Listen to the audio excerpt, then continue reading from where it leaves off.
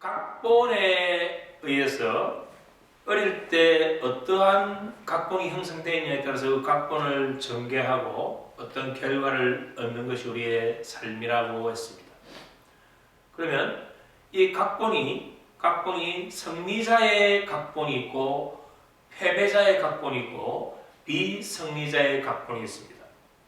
먼저 승리자 각본은 이런 거예요. 어릴 때 여러분들이 어릴 때를 한번 회상을 해보세요. 나는 어릴 때 어떤 꿈을 갖고 있었는가? 그래서 나는 내 어릴 때의 꿈, 어릴 때의 내 목표가 다른 사람들 앞에서 뭔가를 리드하고 싶고 남을 지도하고 싶은 사람이었다라고 한다면 어릴 때의 그 각본에 의해서 성인이 되었을 때 정치가가 될 확률, 교수가 될 확률, 남을 이끄는 위치, 이런 사람이 될 확률이 높아집니다. 만약에 어릴 때 나는 커서 부자가 될 거야 라는 어떤 목표를 갖고 있었다면 그것이 인생 각본으로, 어릴 때의 각본으로 형성되기만 한다면 성인이 돼서 이 사람은 기업가가 되거나 CEO가 되거나 또는 장사를 해서 많은 돈을 버는 사람이 될 가능성이 높아집니다. 왜냐하면 우리 어릴 때 형성된 그 각본에 의해서 전개가 된다 했죠. 그래서 그와 같은 삶의 결과를 얻을 가능성이 높아진다고 했어요. 그렇지 않고 만약에 나는 나중에 어른이 됐을 때 나는 훌륭한 종교 지도자가 될 거야. 어릴 때 종교 생활을 하면서 목사님이나 스님이나 이런 분들의 훌륭한 그걸 자기가 보면서 나도 나중에 저러한 훌륭한 종교 지도자가 될 거야 라는 꿈을 가졌다면 그것이 어릴 때 형성된 유아기 때의 인생 각본이라면 성인이 돼서 성녀나 목사님이 될 가능성이 높아집니다. 만약에 자기가 어릴 때 학원에 갔는데 학원에 그 선생님이 너무나 지도를 잘해주시고 그분의 영향을 받아서 나도 커서 이렇게 남을 가르치는 훌륭한 선생님이 될 거야 라는 각본을 짰다면 이 사람은 성장 후에 성인기에 뭐가 될 확률이 높아집니까? 선생님이 될 확률이 높아집니다. 어릴 때 운동을 쭉 길게 했는데 운동을 하면서 그 지도자와 라포가 형성되고 그 지도자와 오랜 생활을 하다 보면 영향을 받죠. 그래서 어릴 때 나도 커서 훌륭한 스포츠 지도자가 될 거야 라는 각본을 형성하면 이 사람은 성인이 된 이후에 뭐가 될 확률이 높아집니까? 스포츠 CEO나 지도자, 코치, 감독이 될 가능성이 높아진다는 거예요.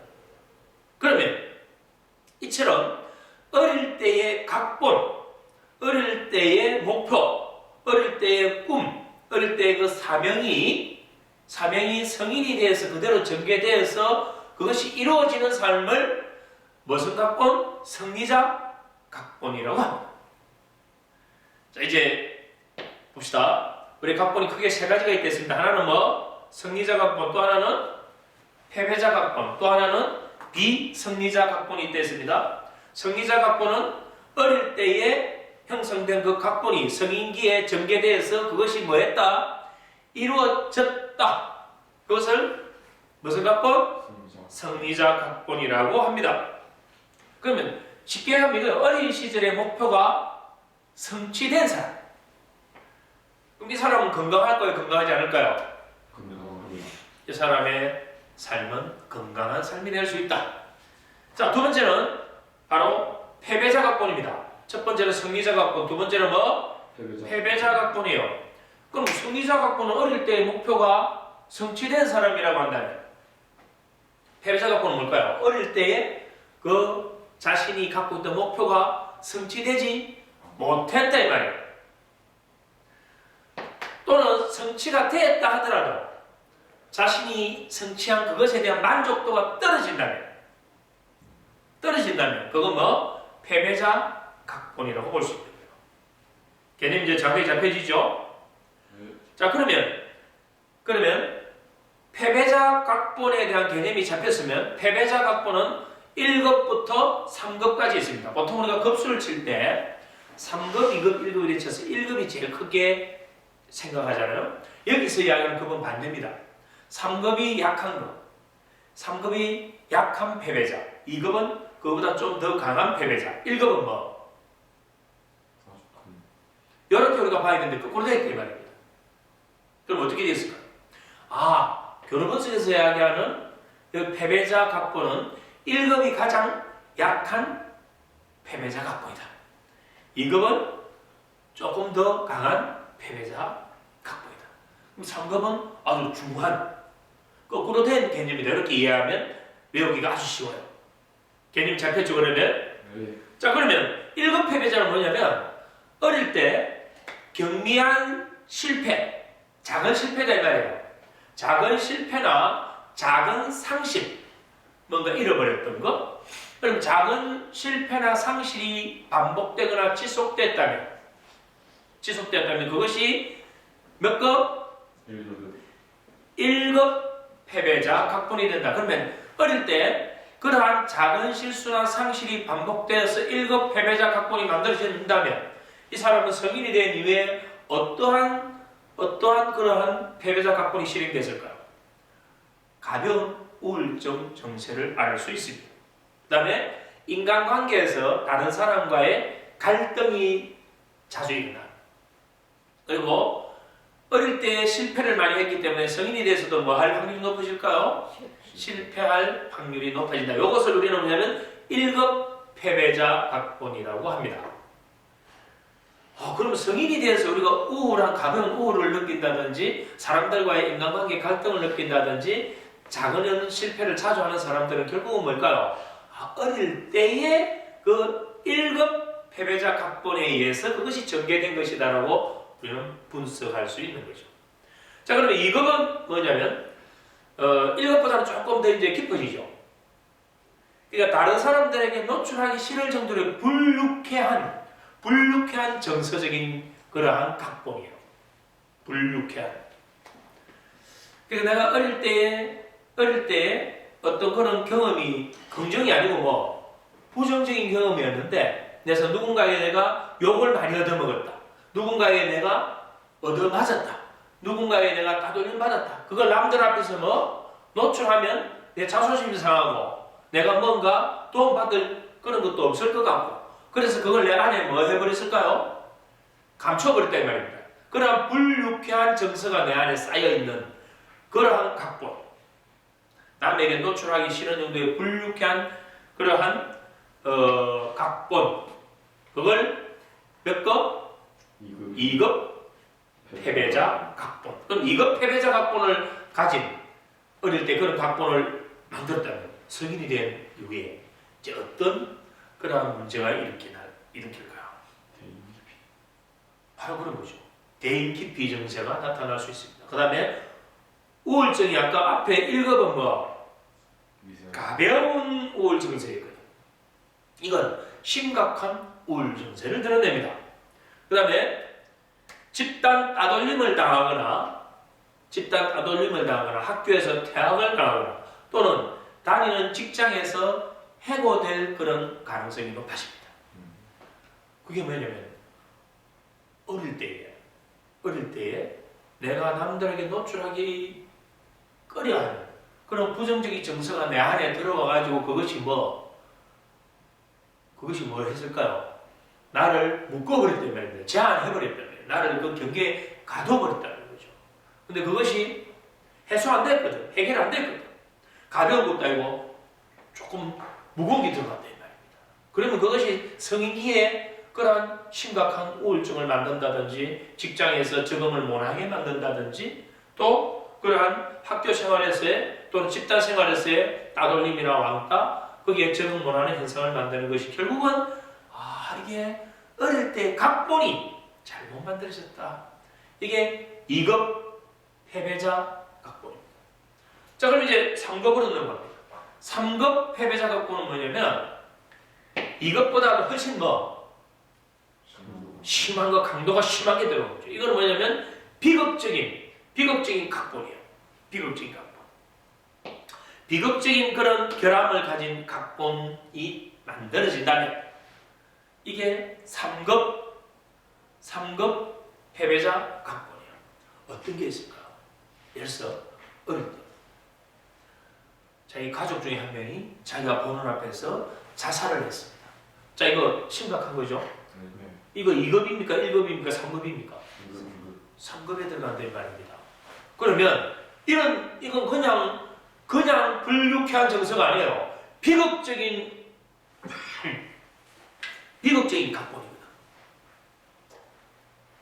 자, 그게 각본이 형성되었다면 나중에 성인이 되었을 때 어떠한 현상이 가냐면 그것이 사망으로 이어지거나 자기가 중환자가 되거나 또는 일상생활에서 다른 사람과의 갈등이 그냥 심각한 갈등, 일반적인 갈등이고 아주 심각한 갈등으로 해서 감정이 뒤섞이고 심지어는 무슨 소송까지 갈까요?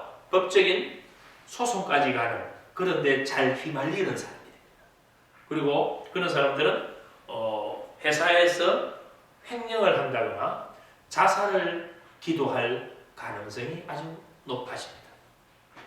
그리고 보통 이러한 어릴 때의 비극적인 각본이 짜여지면 나이가 들어서 정신질환자로 살 확률이 가능성이 높아지죠. 성인기에 일어나는 이러한 문제들이 결국은 뭡니까? 우리가 어떤 각본을 갖는가? 그러면 자, 패배자 각본이 이러한 문제를 일으킨다면 어떤 각본을 우리는 만들어야 된다는 어릴 때? 승리자 각본이 가장 좋지만 우리는 이런 패배자 각본이 왜 일어나는가를 여기서 우리는 충분히 알 수 있다 이거예요. 자, 그렇다면 이제 비승리자 각본은 뭔가? 승리자 각본과 패배자 각본을 하는데 비승리자 각본 그거는 승리자 각본과 패배자 각본이 뭘까요? 맞아요. 이거는 뭐냐면 인생을 그럭저럭 살아가면서 큰 실패도 안 하고 큰 성공도 못 하는 이유.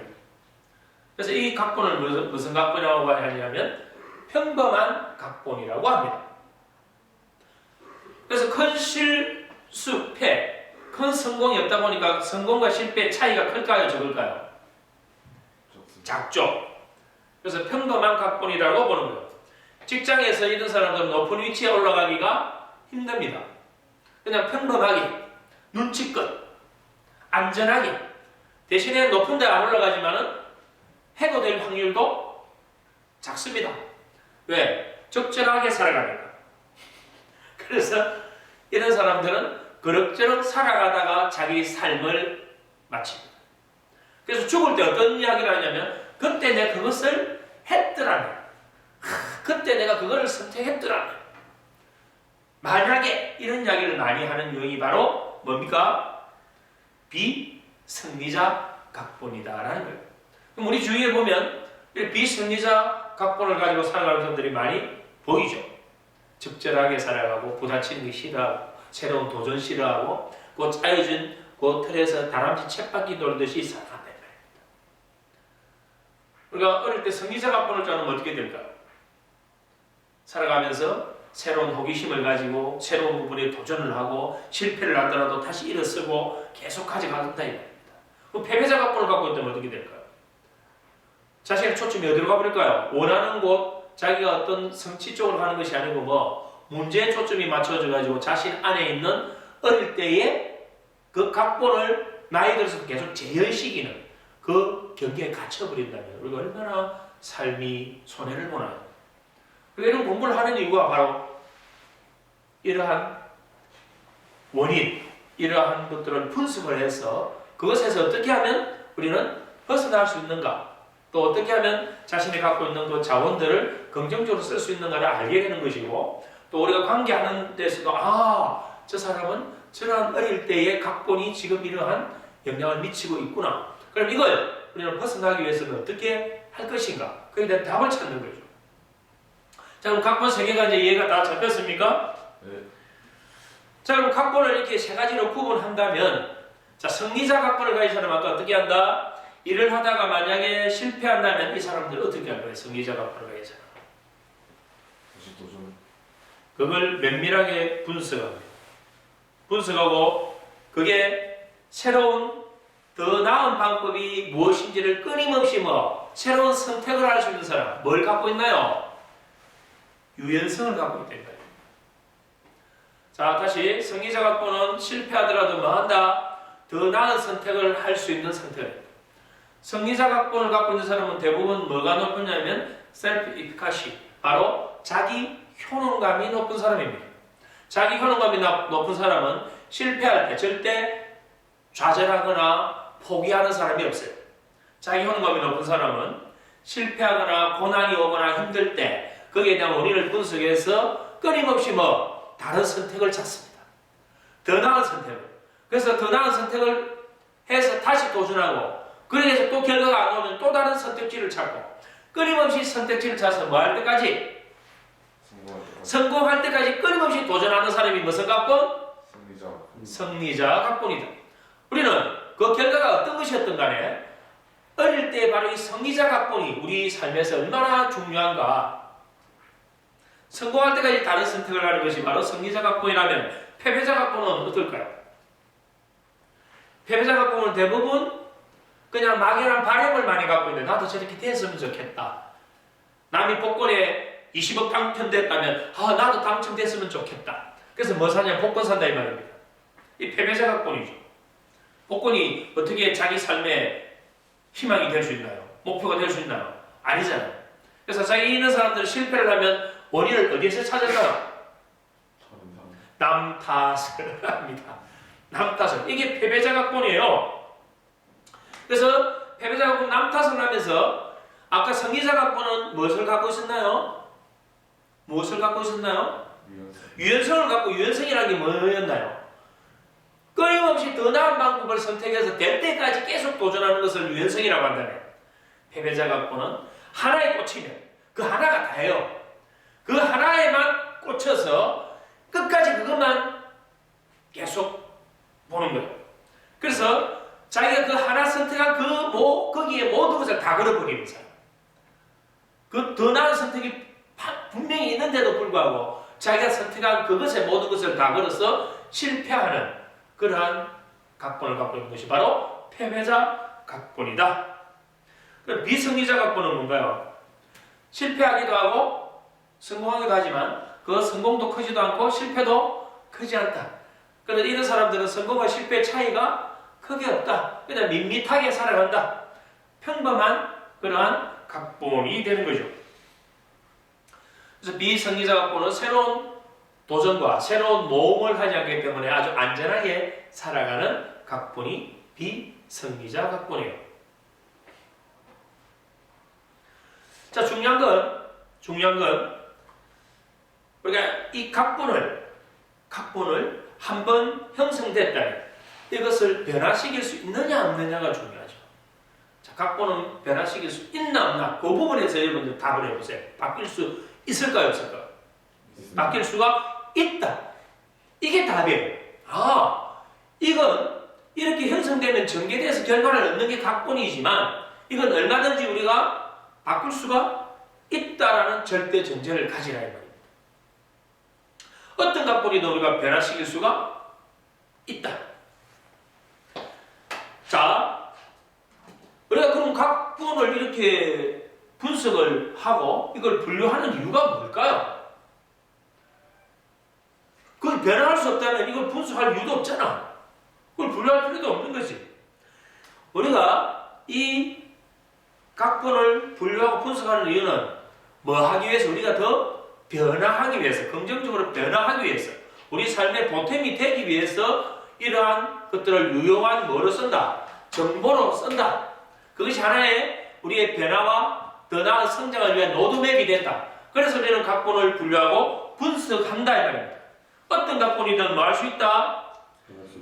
그걸 여러분들이 정확하게 이제 정리를 하셔야 됩니다.